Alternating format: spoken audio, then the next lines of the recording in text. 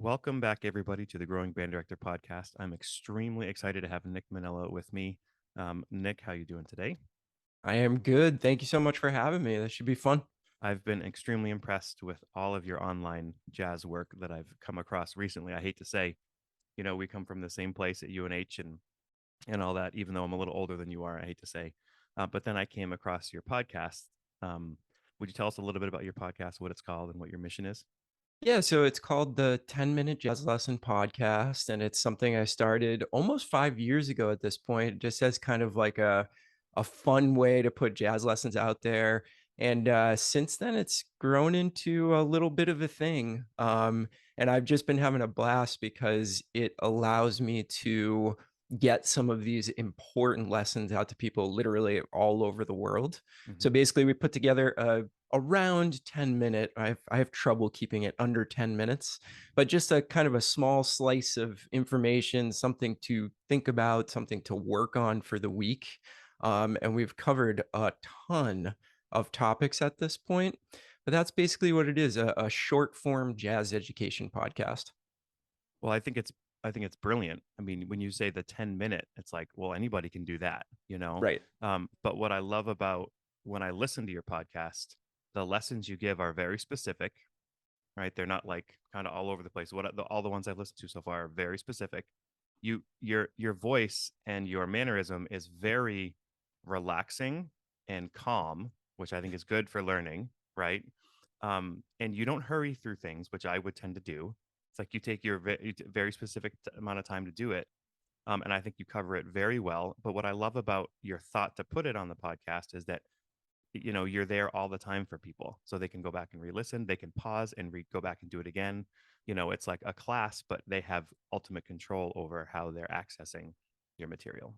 That is kind of the nice thing, and one of the things I always tell the students of the podcast is like, if you're not ready for this, just make a note. Come back to this whenever because they're going to live online forever. So that's a really nice thing too. You can go back through the 320 something episodes and find a topic that's kind of perfect for where you're at in the Hmm. current moment. And something that I'm working on right now is putting together a couple of different tracks through the podcast. So, Mm. if you want to get better at bebop, do these, 50 lessons in order. So that's something that will hopefully be coming soon. But I think you're right. And that's one of the beautiful things about it is that it's kind of a living archive of just thoughts that are there for you when you need them. I actually wonder, and I'm not trying to get out of work here, but if because I have an improv class, right? But I Hmm. haven't taught them since I've discovered your podcast. Would it actually be like, is there a way for me to go back and maybe, like, am I allowed to use that as part of my, and say, turn on the podcast and the lesson for this week is this? Yep. Could help you be my teacher along with me? Oh yeah, absolutely. And I hope that people use it that way. Because I teach a lot of younger students myself. Most of my lessons are middle school, high school students. Hmm. Um, and it's great to have at times a thing that is not the person that's standing in front of them every day teaching Amen. them a concept, but then they Totally. know they can come to you for, well, I did listen to the podcast and I learned this and this, but can you explain this one thing a little bit further to me? Because they're obviously they trust you, you're their teacher. Right. They understand how you explain things, so I hope more band directors use it that way. And I'm always available. I love talking to band directors. That runs in my family. Hmm. My most important mentors were some of my band directors. My father's a band director. So I am always happy to dive a little bit deeper with anybody out there who wants to talk further about any of these lessons. Would you be willing to tell us a little bit about your dad? Yeah, absolutely. So my father has been a band director at Timberlane School District, which is in southern New Hampshire, for over 40 years at this point. Amazing. And he is definitely one of my biggest inspirations, both in being a musician and in being a music teacher. Um, to see somebody in their 40, I think it's like his 43rd year of Mm-hmm. teaching music, be as passionate about it and care about the kids just as much as 20 years ago is extremely inspirational to me. Um, and on top of that, the amount of music that happened in my house when I was growing up, I can definitely point to my dad as the main reason that I'm a musician today. You know, he was always playing saxophone around the house, and that's my main instrument is saxophone.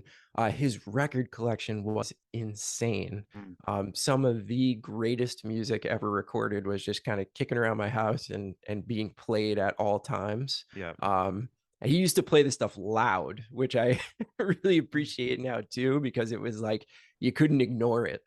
Um, so he has just been somebody who throughout the years has been a continued inspiration. And when I start to feel like a little bit burnt out or, Mhm. some of those feelings that we all get, like, am I doing the right thing with my life? He has been kind of a great anchor to me where it's like, this person has been through everything you could ever go through as a teacher Mhm. and come out on the other side as still one of the best teachers that Mhm. I know of. So it's been great. So you talk about his passion. Is there like one other thing that really stands out to you about something that makes him a really good teacher? That's a really great question.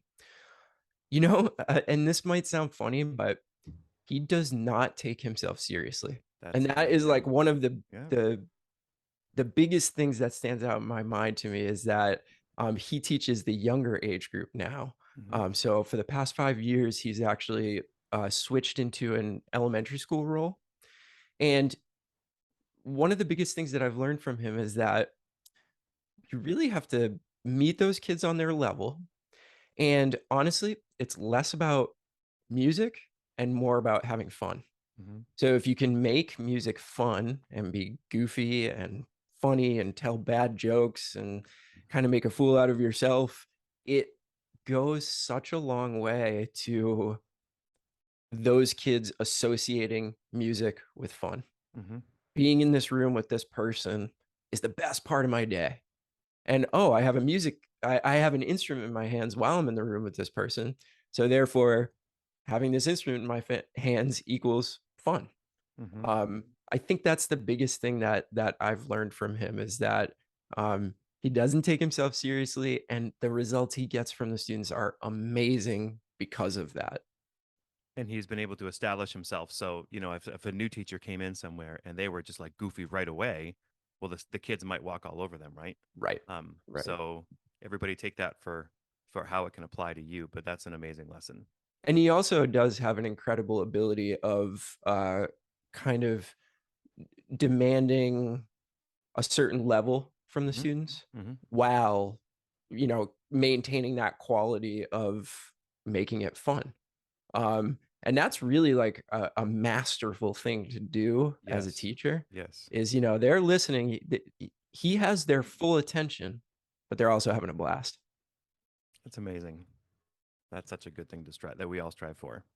I mean, if that's the whole podcast right there, we just covered the secret of teaching. But we are dedicating today to jazz education. Um, and I will point out we've done a couple jazz episodes so far in our first 32. Episode 1 was called Teaching the Jazz Band, and then episode 25 we did on the Growing Band Director podcast was with great teacher and writer and player Craig Skeffington, and Mm, that's been one of our most popular ones as well. So I'm really, okay. we really try to hit like older band, younger band, jazz band, concert band, marching band. I try to do as much as possible. So Awesome. I'm really excited to do this. So I thought we would start with, can we start with the blues? Yeah, I think it'd absolutely. be great if we started with the blues, because I think we've all heard kids play on the blues because a lot of people know that blues is a really important form. They know, I remember one of my mentors, Dave Seiler, right? He always said every program you program's got to have a blues, right? No, so I Yep. understand that. I can't say that I have actually done that every single time. Um, but can we first get into like why the blues? Like maybe a brief, what is the blues? Where does it come from? Why is it important that we use it? Absolutely. So, like starting from the very beginning, Yeah, Um, in a condensed form. yeah. So there's not that much purely American music, Hmm. right? And I think that that's really important. Um, the blues is one of those forms of music. It is purely American. So it makes sense that jazz that largely came after the blues or was concurrent with early blues Hmm. would be extremely influenced by that form of music. Now, jazz musicians have taken, Charlie Parker, when he plays the blues, doesn't sound like Muddy Waters playing the blues, right? Hmm. So, jazz musicians, as they are prone to doing, took it and made it something different, right? Hmm. But the DNA, the form, the chord progression, it's still largely intact from the most traditional blues that you could think of. And it is a universal language. You can go anywhere in the world with jazz musicians or any musician say, we're going to play the blues, and everybody knows what that means. Exactly. For anybody listening who might not know what the most basic form of the blues is, can we talk about that? Yeah, absolutely. So the 12 bar blues is what we start with in jazz. And I would say, even when you become the best jazz musician in the world, 95% of the blues that you're going to play is going to be that 12 bar blues. Hmm. So there's a couple of advantages to this, especially with students in the classroom. First of all, 12 bars is not that many measures, so it's easy to keep track of, right? Hmm. And with minimal effort, students will actually start to hear where the top of that form comes around again. And the other really, really good thing about it is that you can give students an extremely simple device Hmm. that they can just go wild with, right? And for somebody like myself who's been, studying jazz almost 30 years at this point, I'm still using in my solos that basic device for a lot of the things that I play, right? Hmm. So it's not like you're teaching them something that is not what they're going to keep using when they get advanced enough. Hmm. It's a great place to start, and it's honestly a great thing to use for the rest of your life as a jazz musician. And then the third thing is, which is a little bit more advanced, is that I think about the blues and the chords that are present in the blues, that 12 bar progression. It's kind of like a microcosm of the entire jazz language, of jazz harmony, Hmm. right? So I can point to certain chord transitions that happen, certain sections of the form, and I can very, very honestly say you are going to see that tens of thousands of times in your life as a jazz musician when you start playing other repertoire. Hmm. So, three really, really fantastic reasons to teach the blues, um, and why it would be so valuable for a student. Okay. So we both despise the blues scale, right? We have Right. that in common. Yeah. Because that sharp four, people just play. They Right. just play, and then they play it on the four chord, and they clearly Mhm. don't know how to use it, right? So it's not that the blues scale is bad. It's just until you know how to use it, right? I mean, is there a great player that you've heard that has never used the blues scale? I No. mean, everybody uses it at some point, Right. but it's not. Exactly. It's really not the best way to start. So It let's is, let's. in fact, one of the worst things to start with because there are landmines like every other note. Yep. Right. And we could get into the extremely technical reasons why they're landmines, but maybe we could leave that for another day. But let me boil it down to there are three notes in the blues scale that don't work over half of the chords and are in fact like the worst notes Yep. over some of those chords. So for instance, the fourth over a major chord. Yep. So you can imagine that if that is the first device that you're giving to students, I mean, they are not going to want to ever improvise again because they have literally like a upwards of 40% chance of landing on the wrong note at all times. Mm-hmm. So that's the reason that I hate the blues scale for beginners. It's one of the worst things to teach.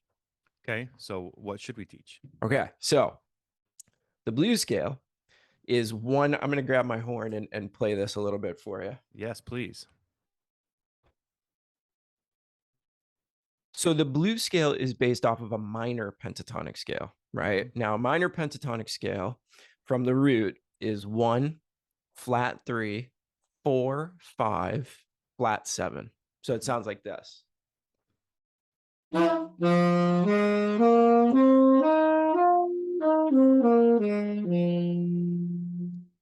And then the blues scale, what we're doing is we're also adding a flat 5 to that, right? So Mhm. now we get But that sound is like crack for people. yes, Like kids hear exactly. that, they're like, "Oh, that's amazing, and that's all I ever want to Right. use." Right. And now it is funny because on its own, really, really hip scale, really, really cool sounding collection of notes.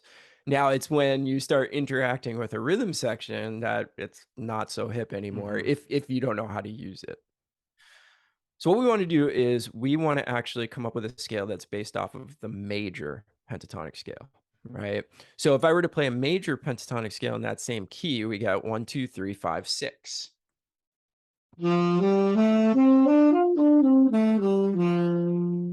And I would agree with you, that's, like, a lot less hip sounding, Mhm. but we're gonna actually change it to make it a little bit more bluesy. So the only change that we're gonna make is we're going to flat the 3rd. So now Mhm. it becomes 1, 2, flat 3, 5, 6.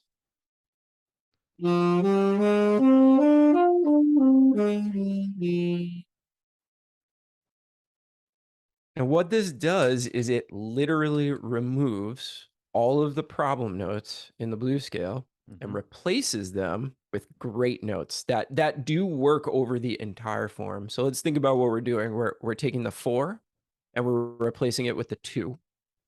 And then we're taking the flat 7 and we're replacing it with the 6. Mhm. Okay?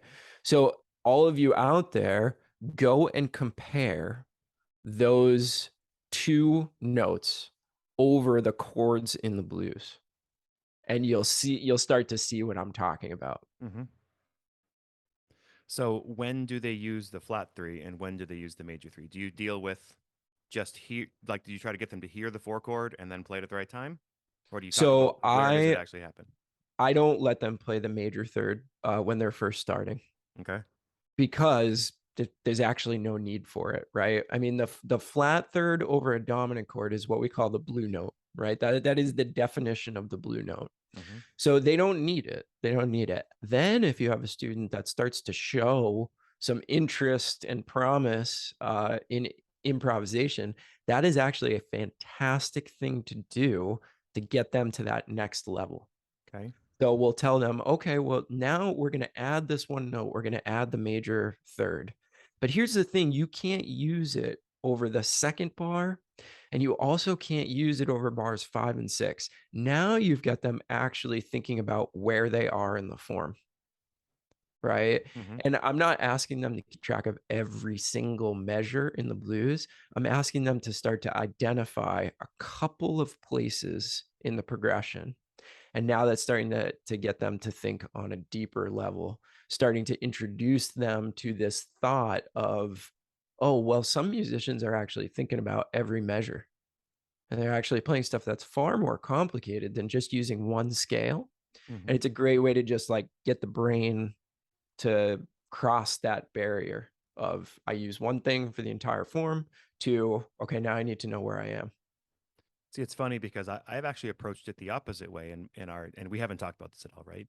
Mhm. I've always used 1, 2, 3, 5, 6, Okay. knowing that they're probably going to be playing the wrong note on the 4 chord, but there's only 2 measures of that versus all the other measures, right? Right. So I've always tried to get my kids to understand that it is a major chord and to know the fundamental of what the major is Mhm. before we can talk about what the blue note is. So I'm actually Okay. really I really like that approach, your approach of just going with the flat 3 and then trying to use both later. Because that's a thing that actually I didn't realize until I was a lot older, is that playing a major sound, especially over a dominant chord, a lot of times is actually very, very undesirable, Mm. right? Like we talk about the musical tradition of the blues. And if you do go back to some of those more traditional blues musicians, man, they would never even think about playing a major third over a dominant chord. Like that would be heresy for them. Right. right? So I like actually approaching it from the other direction. And then when you get to that major third, it's like such a novel sound to the Mm-hmm. student. Oh, okay. I didn't even realize that this dimension of playing over the blues existed.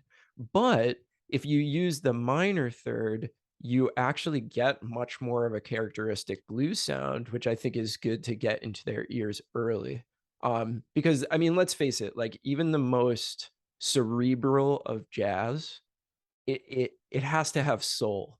And I Mm-hmm. think a big part of the soul is the elements of the blues, like Mm-hmm. using the blue note. Interesting, because I've always thought like, okay, if we're going to go to a festival and I have a kid who's soloing on the blues, if they just play the flat third all the time, judges are going to go, "Hey, you have to learn the harmony, that kind of thing." Mhm. But your point is really, really well taken, and I'm going to take that approach this coming year. Yeah, I think it definitely does make a difference. And one thing that I think is important, especially for the kids starting out, is that we place a high degree of importance on somebody that's better than you giving you advice. But I also think it can be important to tell the student, like, that is a great piece of advice, but I don't know if you're ready for it yet. I Mm-hmm. think you're doing great where you are right now. Let's continue down this path for a little bit longer, and then we're going to talk about that suggestion that that judge gave 2 months from now, Mm-hmm. you know? But it's such a tricky thing. It really, really is. That's awesome. So now if we can transition a little bit to actually getting kids to improvise and feeling Yeah. comfortable improvising, right? So I know we talk about um, that's the biggest thing, just getting kids to be comfortable doing it. We did have an episode, I think it was episode 18, with if people don't know Barry Saunders, he's an amazing, long established saxophone player, jazz musician, all over musician, great guy. Yep. Um, and his was called, it was basically all about this, right? It was about eliminating the fear and embracing the fun. So And that's a Barry's one of the funnest people that I know. He can have fun no matter what the situation is. So he is definitely a great person to speak to that. okay. So let's hear your take. How are we going to approach this? Okay, so my biggest thing is that you basically just have to normalize improvising. So there's no way around kids being apprehensive Mm-hmm. about improvising. Like it just is a thing that's going to happen. But if you don't make a big deal about it, and from day one of their time with you when it comes to jazz, it's like, oh yeah, well, what we do is we improvise in here. And it doesn't have to be amazing, you know. But what we do is we make stuff up on the spot, Mm-hmm. right? And it could be as simple as like, okay, everybody, we're gonna go around the room, no backing track, no nothing. We're gonna go around the room and everybody's gonna make something up for 2 seconds. 2 seconds, Mm-hmm. right? And the kids will hesitate, then they will play something. And then by the time they even like their brains even get to the point of like, I don't know what to do next, you've pointed to the next person, Yep. right? And that will just start to change their, oh, well, improvising isn't so hard. I only have to play for 2 seconds. I only have to use one note if I want to, you know? And they'll just start to it'll start to become normalized to them. And be like, oh, improvising is a part of jazz band, And right? when you give them feedback, I mean, you probably don't give them feedback for a while, right? Everything they do, Exactly. that was great. It just is what it is. You just move on. There's no reason for them to doubt what they did. No, no, and there's also no rules. If a kid needs direction, like you could say to everybody, okay, we're going to improvise. You could use for 2 seconds, you can use whatever notes you want. Totally fine. Play all of them if you want to in that 2 seconds. Great, whatever. But if a kid is like, gets that deer in the headlights look, Mm-hmm. you could also say, okay, so for anybody who is unsure about what note to play, just play a concert B flat. Just start on a concert B flat. Mm-hmm. That's totally fine too. So now you're kind of like holding the hand of the most apprehensive kids, Mm-hmm. but you're still doing that thing where it's just like we all improvise. That's just something we do in this hour of school every day. And how do you take that going forward once you've done that? So once I normalize it a little bit, then I will actually start to, all right, well, let's learn that pentatonic scale, that major based pentatonic scale. Okay. So we all learn it. I never put a piece of paper in front of them, right? We're going to learn it together, and I'm going to play it every day, Mm-hmm. 3 times through, something like that. Now, once the band is starting to get that sound in their I'm ears, going to interrupt you real quick. yeah. Do you point out like instances in say pop culture where the pentatonic is used? Um, I've never done that. I've Okay. never done that. Maybe that is something I should start doing. My go-to is the McDonald's theme. Oh yeah, You that's know, great. you use something that they know this already. So this is not some foreign sound, some jazz thing. They're literally just playing something they already know. That's great. Man, I never even thought of that. That's Okay, that's really I wonderful. contributed something there. I That's love it. it. I love it. I'm going to start doing that. So I'll just get them to start playing it, get it to be something that's in their ears and under their fingers. Hmm. And then I will actually start to, okay, now we're going to play over this form called the blues, but I won't let them use the entire scale, Hmm. right? Because they will, and they will heavily attempt to use the entire scale. They'll think about the notes, but they won't think about their rhythm. Hmm. Exactly. Um, and then one thing that I'm really, really fond of doing, and this took me a long time to figure out, I think I'll limit them to 2 notes. Okay. And Hmm. I'm not letting them play 12 bars. I'm not going to go from 2 seconds of improvising to, all right, now play all 12 bars. I might do trading twos or trading fours, trying to just keep that time horizon a little bit shorter so that they Hmm. have less time to think. Sure. Um, and I will give them 2 notes, the 1 and the 6 below it. Now, it's pretty amazing. We always think about being studied musicians, the 7th as being like the leading tone. Hmm. But in jazz, the 6 is really, really, for lack of a better term, the leading tone in a lot of jazz, Hmm. right? So if I'm playing some licks using that pentatonic scale, I'm going to end every phrase with the 6 going back to 1, and check out the amount of gravity that it gives.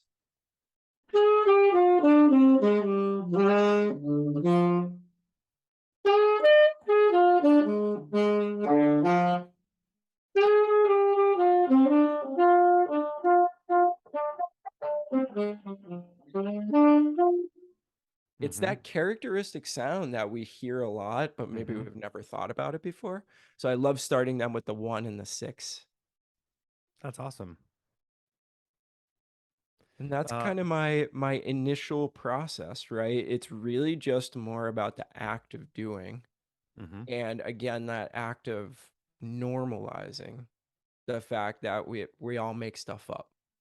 One of the things I like to do is utilize group improvisation Mhm. to help them get comfortable as well. So maybe they have a partner and they both improvise at the same time, or in a larger group. I found that helps with the normalization process as well. Absolutely. Absolutely. And it's great for those kids that are just so terrified to put themselves out there a little bit.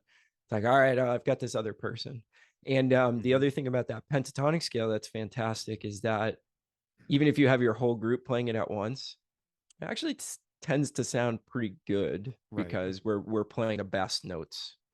For the same reason that if you teach a kid to improvise on the piano like day one, sometimes you can have them just play the black keys Right. because it's the pentatonic scale and there's no Exactly. quote unquote wrong notes.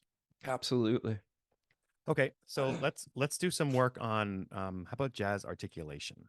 Mm. You know, when I was talking with Craig Skeffington a while ago on the podcast, we both agreed that if your band is playing what you think is on the paper and they're not, they just don't sound the way you want them to sound, right? If things are quote unquote right, but it doesn't swing the way the recording swings, the answer is Hmm. always the articulation is not correct, right? Absolutely. So, Yeah. And it so what do you hear from bands, from players, and what are the biggest issues that you find? All right. So when it comes to jazz articulation, on a bigger level, I like to relate it to speaking languages. Because that's generally, generally all your students are going to be in a language class. So it's a great place to start. So for instance, you could have a fantastic vocabulary. You could know how to put together sentences in Spanish, for instance. But if you are not pronouncing the syllables in the correct way, Mm-hmm. um, it is immediately evident that you are not a native speaker of that language, right? You could tell right from the first 5 words. Okay, this person has a command of what the vocabulary, but they don't have a command of how to use the vocabulary in the correct way. Mm-hmm. So if we think about articulation like that, it's kind of a great place to start.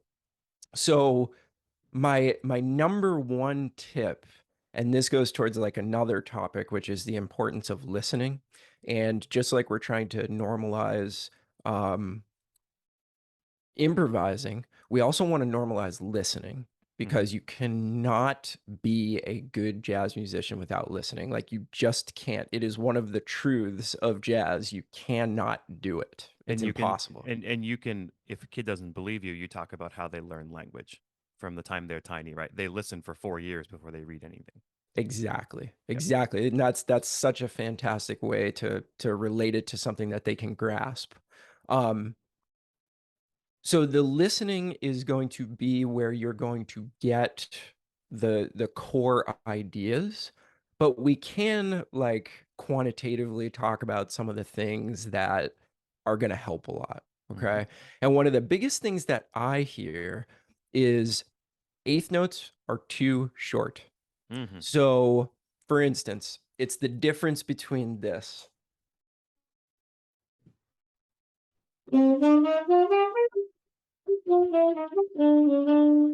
right? That sounds cheesy, Mm-hmm. right? That sounds like bad jazz.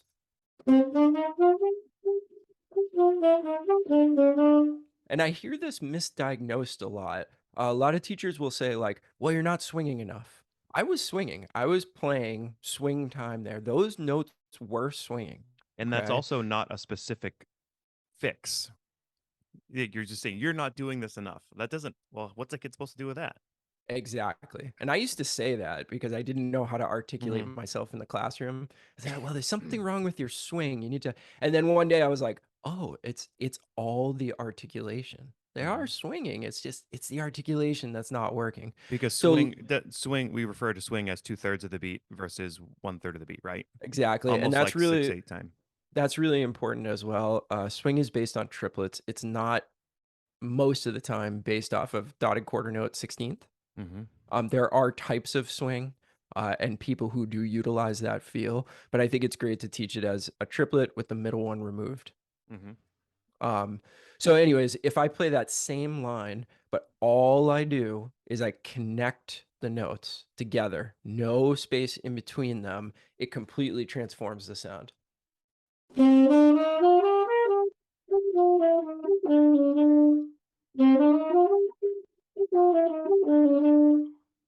Mm-hmm.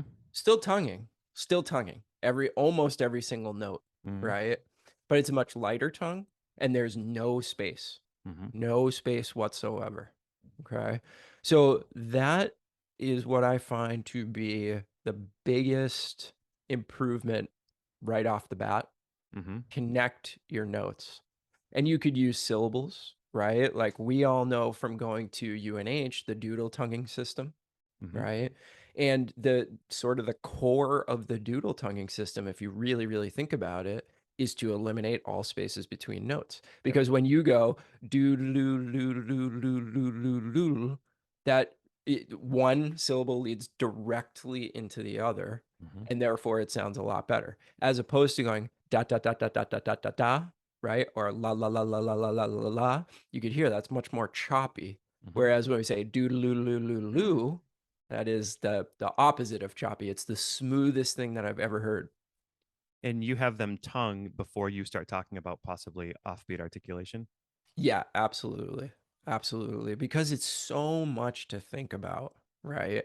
It's so much to think about at once. Okay, now accent the offbeats. Mm-hmm. And to tell you the truth, I never made a conscious effort to do that. Mm-hmm. Um, Once I realized that I needed a lighter tongue and no space, the the entire rest of my education on jazz articulation came from recordings. Mm-hmm. Um, Because you had a I mental model that you were trying to go after, right? exactly, So, exactly. sorry, when we talk about the offbeat articulation in public school teaching, for me, it's more about, okay, I have a saxophone section right now who's playing an eighth note line. They're all different varying levels of listening and mental model and all that. The minute we Mhm. have them slur the offbeat to the onbeat, offbeat to the onbeat, it not only and you make it sure it's every note is long, then they're long and they're swinging because they're putting the accent on the offbeat.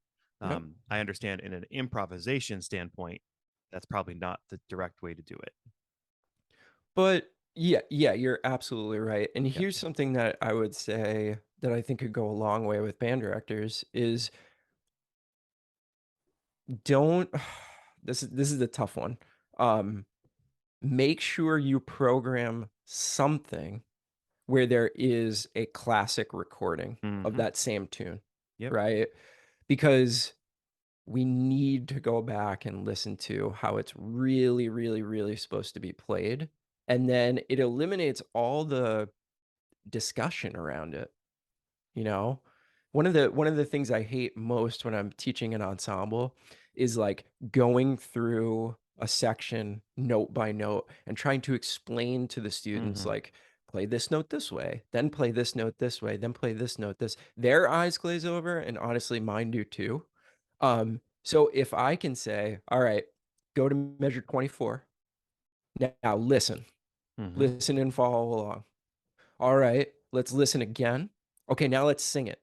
Okay, now play it just like you sang it. Mm-hmm. Figure out a way to take what you just sang and what you just heard and transfer it to your instrument. And it's not going to be perfect right away. Now I can help them along, give them some tips on how to translate what they just heard Mm-hmm. into what they're playing. But again, there's just no substitute for hearing and emulating. You know, one trick that I use that has worked really well is I'll have kids with headphones on Mhm. and have them play with the recording at the exact same time. Now, the downside is they can't hear themselves as much, but no matter what they play, they sound like Miles Davis, you know, because you got Miles Absolutely. Davis in your ear. So to me, I found the more they do that, like not just listening, but also playing with them synchronously is a Hmm. great thing. Yeah. Yeah, and exposing them to all of that music is like, I'm reading the, Michael Brecker biography right now, and he talks about Michael Brecker started on clarinet and didn't really enjoy it because it was mostly classical music. Heard Benny Goodman, still didn't enjoy it because he didn't like the way that Benny Goodman played the clarinet. Hmm. And then the turning point was he heard Jimmy Giuffre playing the clarinet, and it just, like, spoke to him. And he wasn't into music at all up to this point until he heard the thing that was like, "That is cool. I wanna Hmm. sound like that." And then the story is that he, like, he figured out he transcribed every single Jimmy Giuffre thing that he had in his house, Hmm. and all of a sudden, music was his thing, right? And then he eventually picked up the saxophone, really fell in love, Coltrane, all that stuff. But I mean, it's the more I read about my favorite musicians, the more I understand like it was listening and imitating. Hmm. That's what got every great musician started. And what's a bigger picture as part of that too, even more macro, is the study of history in general. Right. Understanding that there is history to things, and if you want to change certain things about how things are, that's okay as long as you understand the history behind it. So often Absolutely. we think that people that are older or have already passed on, that they didn't live all the same struggles that we live, right? So that understanding that there was things before you, right, and that you are just continuing on and there will be things after you, is a really big life lesson for kids too. Absolutely. Absolutely. Beautiful. Um, I just wanted to put a plug in. I forgot to do this at the very beginning, and I forgive me. What's the name of your YouTube channel? It's just under my name, Nick Mainella. Yep. Yeah. So it's not necessarily affiliated with your podcast. Like it's not called the No, same thing. no, that was something that I had started, like, even before the podcast, Hmm. and I just decided to keep it under my name. Well, what I watched a video the other day. I have to admit I have not watched all of them because there is a heck of a lot. There's a But lot of that. there was a video that you did where you did the instant react video, where Mhm. you have the was it Stan Getz? I forget the Yep. tune. But there was this transcription on, and you just reacted and pointed out the great things about that transcription. So I would just point people to your YouTube channel as well. There's lots of great stuff on there. Thanks, man, I appreciate that. Yeah, it's way more important, way better than watching whatever's on TV. You know, like there's like how many channels do you have? Like 100. There's nothing on. Let's go on Right, YouTube and find something I exactly. want to listen to. Exactly. And I love, you know, one of the reasons that I started doing those little transcription videos is like, that's what I do in my free time, as nerdy as that sounds. Like, if I've got 5 minutes to myself, which is becoming rarer and rarer these days, I Right. will literally find a transcription like that and just watch it go by and listen. And that's fun to me, you know? Um, so people were like, "Oh, this is a great idea, great idea. How did you come up with this?" I was like, "Well, I just decided to turn on a camera while I do what I normally do at home because I'm just a big nerd." But you're a big nerd who makes money doing what he likes to do. I guess so. I guess that's a good way to put it. Okay, so we were going to talk also about that listening was the biggest thing that's holding back your jazz band, but did we kind of already cover the material within the articulation? I think we did. I just a couple more things that I think could be valuable. Hmm. You do not. I understand the pressure that band directors are under, right? So, like, I know you always have a concert or a festival or a competition that you're under the gun for, right? And I understand that we none of us have enough time to rehearse our ensembles, but if you can figure out a way to make them listen, even if it's just for a couple minutes every day. Yep. So the perfect way to do this is have music playing when they come in the door, Hmm. right? Just have something on. Um, it will make a huge difference. And then going back to the thing that I was saying is like not every student is going to like everything that you play. And I think it's really important to not try to force them to like uh, what you're playing because you know, well, this person was the biggest influence on me. How could they not like Clark Terry? How could they not like John Coltrane? But kids are going to like what they like.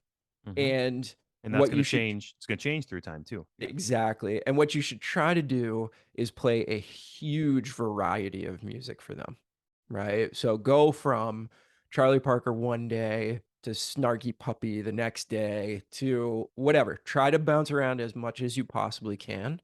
And you're going to be amazed after a while of doing this, you're gonna get those sort of like light bulb moments from kids where one day they're gonna come in and there's gonna be something playing and they're actually gonna ask you, "Who is Hmm. this? Hmm. Who is this?" Instead of talking to their friends and like completely ignoring the music seemingly. Wow, this is really good. Who is this? And then they're gonna start listening, Hmm. right? They're And going you're to go. gonna get yeah, go ahead. Then they're going to come into you and say, "Hey, did you hear this?" And I've never heard what these kids have listened. It's like, how do I Mhm. not know this recording? How do I know? The kids always come in with like, and a lot of it's standard stuff that I should know and I've Right? never heard before. Right. Like, you'd be amazed at if you play the right and it's funny what they like and what they don't like. Hmm. Um, so for instance, like, a lot of times we get into this mindset where, like, the older something is, the less they're gonna like it, right? But, I mean, Louis Armstrong, Mm. it's truly amazing the universal appeal of that man's music. Because I've got, you know, middle school kids that I'll play a bunch of stuff for, and I'm not getting any response from them, no matter what I play. And then one day I'll put on, you know, a recording of Lewis playing the Hot Fives or something from like the 1920s, and all of a sudden, what is this? What is this, Mr. Manella? Like, who is this? And then they pull out their Spotify. Okay, I'm gonna listen to this today. You know, Hmm. it's really amazing. So you've got to commit to it for the long term, right? Like even if you're not seeing results from it right away, Hmm. just keep playing that music for them over and over and over and over again. And quite honestly, even if they don't even if you never find something that they like, they're Hmm. still absorbing that information. I mean, secondhand smoke works even if you're not smoking. So I mean, Exactly. it's just musical secondhand smoke, only positive instead of negative. Man, that is a great way to put it. Get away with words, Kyle. Yeah, man. So the listening part and the improvisation go into it, because if we have, say, an hour and a half jazz band rehearsal and you have it twice a week, we got to get all the tunes ready, right? So those are the two things that I think we forget to do. We just talked a lot about listening, but the improvisation in the big band too, I find is something I try to do every time, even if Yes. it's we're all improvising over the B flat major scale in between the exercises we're doing, like whatever. But Mhm. to me, the bigger point is under program for your group. Like just shoot a little lower, which would then free you up and allow you to do this. And I mean, has Timberlane in all the years that's been an amazing program, right? For all the people who've been through it and who've built it and made it amazing. Mhm. Have they ever gone to a festival? I would be curious. And has any judge ever told them, "You guys sound really good, but the music isn't hard enough for you"? Like, No. has that ever happened? No. No. So I think if everybody just goes, "All right, why don't we just back off on the lit just a little bit?" That then frees you up to do this jazz education thing, and then of course your kids are going to be better. Absolutely. And then the curve of their improvement is gonna start to hockey stick. You know what I Mm-hmm. mean? Because you do get to a point where it's like, I mean, what are we doing at the end of the day when we teach improvisation and jazz harmony and stuff? We're still getting these students a lot better at their instrument, Mm-hmm. right?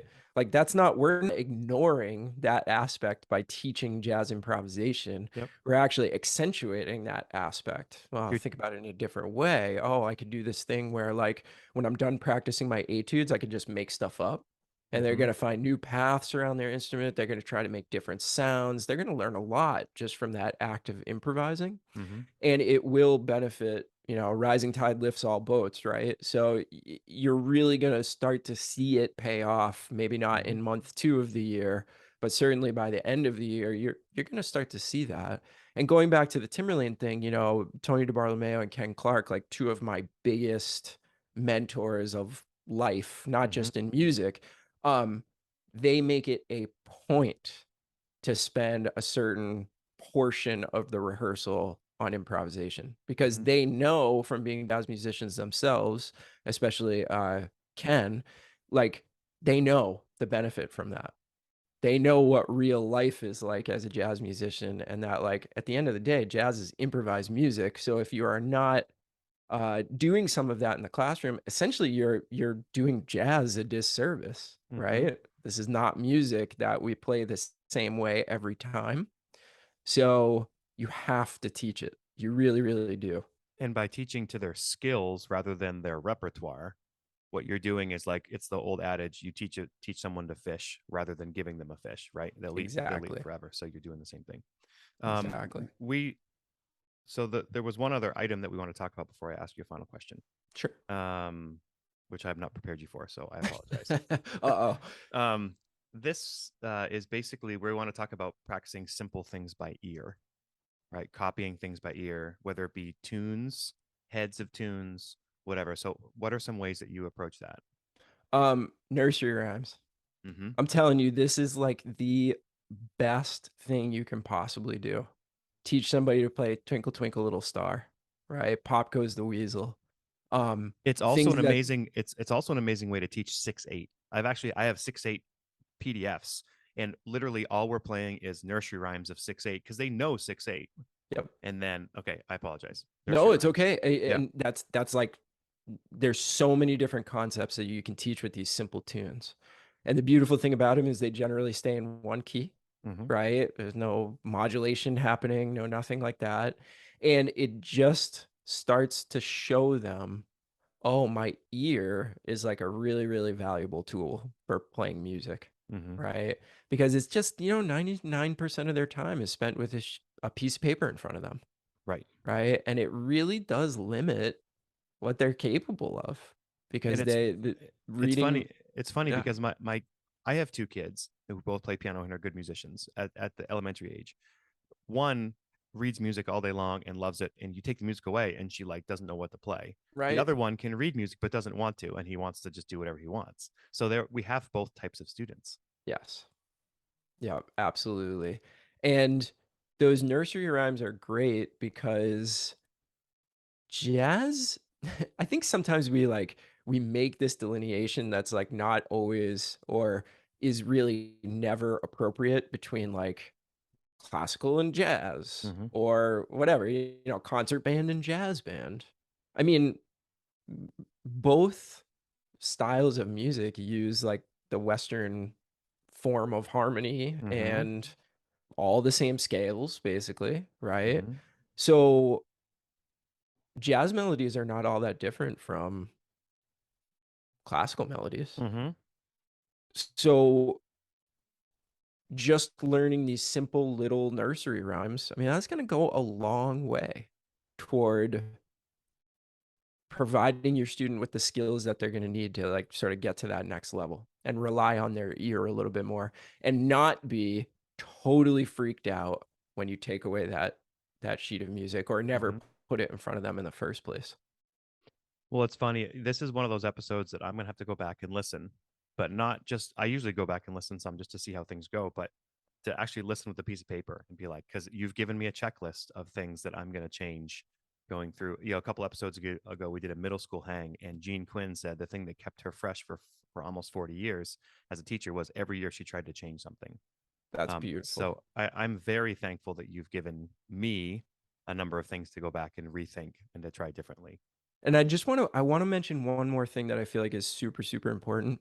Um, a lot of us, when we go through our college music programs before we become music teachers, I think one of the major liabilities of college music programs, especially with jazz, is that the education starts at Charlie Parker.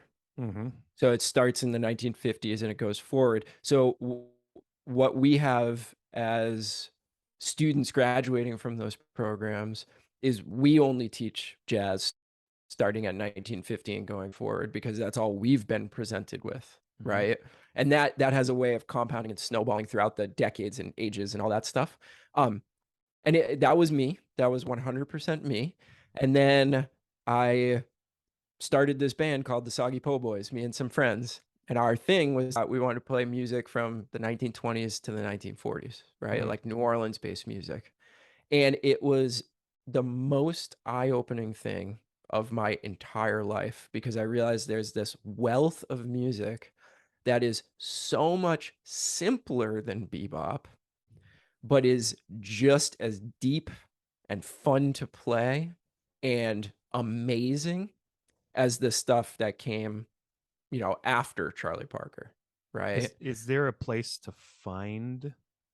And that's what I was gonna mention. I'm gonna send you a link, and maybe you could put it in the show notes I'd love of to. this free reel book. It's called the New Orleans Sea Jam Reel Book, and it probably has about 1,500 tunes Mm-hmm. that are all from that era.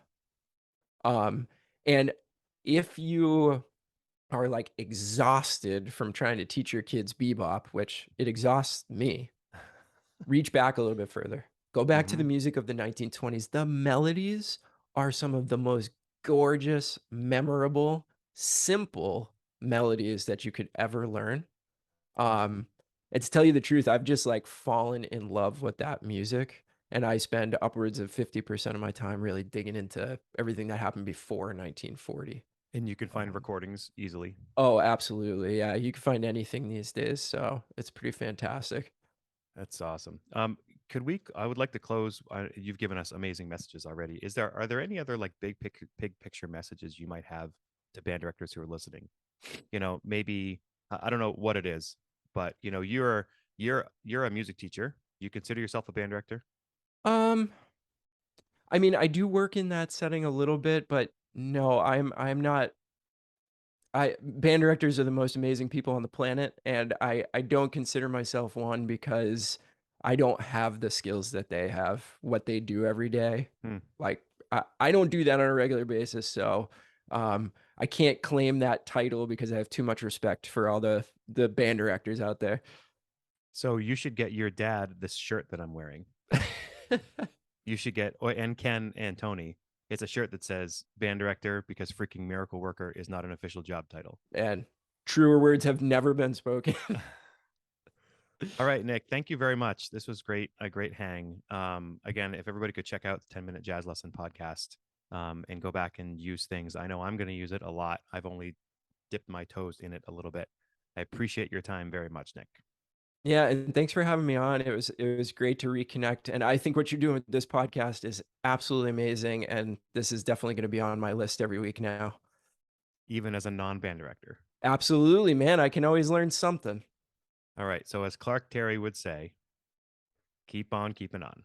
You got it, man.